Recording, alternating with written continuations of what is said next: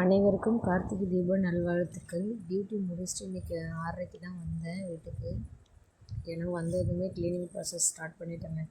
எல்லார் வீட்லேயும் விளக்கு போட ஆரம்பிச்சிட்டாங்க. வர வழியிலே பார்த்ததும் அதுவே ஒரு மாதிரி கஷ்டமாக போச்சு. டக்குன்னு வந்ததும் வாசல்லாம் கழுவி விட்டுட்டு குளத்து ஒன்று போட்டு விட்ருவோம். இது போட்டால் தான் கொஞ்சம் ஈஸியாக இருக்கும்.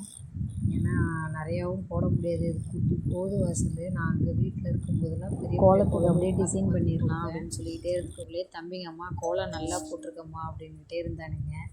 சரிவா படிக்கு மஞ்சள் குங்குமம் இதெல்லாம் வச்சிடலாம்ப்பா அப்படின்னு சொல்லிகிட்டே இருக்கக்குள்ளே மஞ்சளும் குங்குமமும் தடவிக்கிட்டு இருந்தேன். சரி, இந்த படி கொஞ்சம் சின்னதாக இருக்குங்க. அடிக்கடி மழை தண்ணி உள்ளே போயிட்டே இருந்துச்சு. இந்த மாதம் மழையும் கம்மி தான், அதனால் கொஞ்சம் தப்பிச்சிட்டோம். போன வருஷம்லாம் மழை அதிகமாகிடுச்சு. நாங்கள் வேறு வீட்டில் போட்டிருந்தோம். விளக்குக்கு போட்டு வச்சிடலாம் அப்படின்ட்டு இருந்தோம்.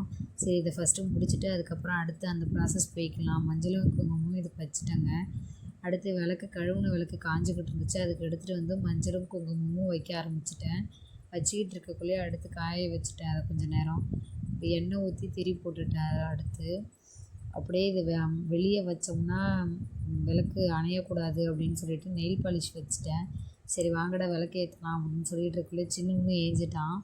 சரி வேஞ்சது என்ன பண்ணலான்னு பார்த்தா இவனுங்க உடனே கத்த ஆரம்பிச்சிட்டானுங்க. வா விளக்கு போடலாம், எல்லா வீட்லேயும் போட்டாச்சு அப்படின்னு சொல்லிட்டு பரபரப்பாக தானே ஓடிக்கிட்டு இருக்கும் எனக்கு.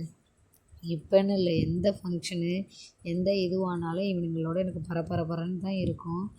ஏன்னா நான் பண்ணுறனோ இல்லையோ இவனுங்க அதை செய்யலாம் இதை செய்யலாம்.